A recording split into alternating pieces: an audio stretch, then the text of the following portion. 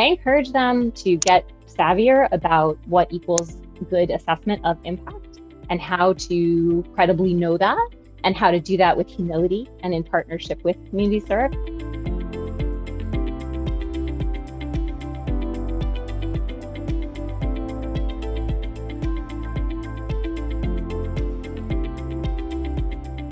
Evidence-informed is a really interesting concept. So, impact investors can call for investments that align with the sustainable development goals or principles of good impact measurement and management.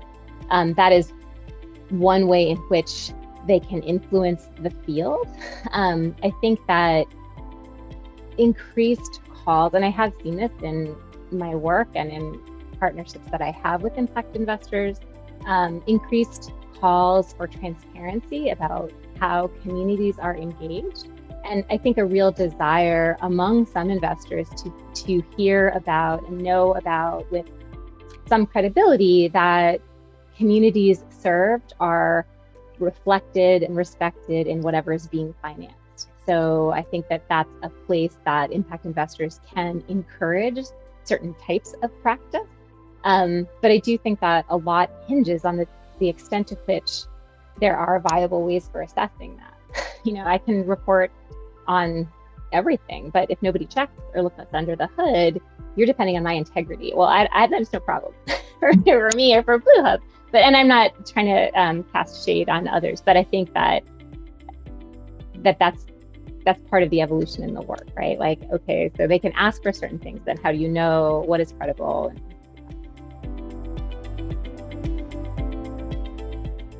I think, at least domestically, one thing I'm pretty interested in and would really like to see impact investors go deeper on is investing in social impact bonds, which are really thoughtfully and well-researched ways to support demonstrated positive impact for various disenfranchised communities. And I think that that's a place where there is a return on those investments. In at least the way they work in the United States is that usually it's impact investors invest first, and the assumption is that there'll be a repayment through government sources. So, there's a whole lot of political complexity to that. But I think that that is a really wonderful place where the kind of combination of, impact investors' money, desire to invest in things that actually really do achieve impact, and partnering with entities and organizations that know how to measure that and have the payments be linked to what is positive impact. And because I know the organizations that do it, at least some of them, are really carefully and thoughtfully crafted with community. I think that is a really wonderful place where the nexus of investment and ideology and research can come together in a way that is tremendous. So I think that's a great place. And I also think, I do think investing in entities, and yes, such as my own, that have really clear systems for one, assessing impact, and two, supporting it in partnership with me. I do think that's another place where investors can go deeper. I encourage them to get savvier about what equals good assessment of impact and how to credibly know that and how to do that with humility and in partnership with community served. And I think sometimes that's a hard thing for entities with a lot of money and power to do, but I've also seen it done. So there are wonderful resources on that. I can connect you to some if you need any, but just like that's a great place to take that tremendous power that comes with money and use it to support impact and to use it that's in a way that supports impact that is trustable and knowable and measurable.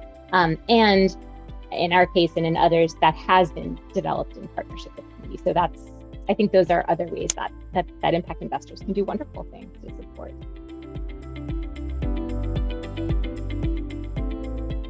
It's hard to give kind of a one answer to that question when, at least in my mind, think tanks are so many different things. In impact investors, impact first investors could support research engagement with think tanks that are engaging with community, with think tanks that are doing research with community to try to figure out together what kinds of investments would seed prosperity, and also seriously and importantly what kinds of impact risks are inherent in certain propositions. I do think that is one that gets talked about increasingly, which is great, but without connecting with communities on the ground, I think well-intentioned investors can actually, as you well know, do some good, but also cause terrible harms, right? So connecting with organizations and entities that are truly grounded in and serving the communities that are ultimately the recipients of investments, I think that's a really important place to go deep. I think if think tanks are doing that, I think that's a terrific way to do it. I think, as again, we were talking earlier, that the term think tank is so polarizing to some, and for many means kind of like an ideological rigidity. Like, it's not just open thought, but rather think a certain way, have a certain political perspective. And I'm quite certain that some investors are really happy to engage with think tanks with that in mind, but I think many are not. So trying to encourage investors who are going to support really meaningful, thoughtful exchange around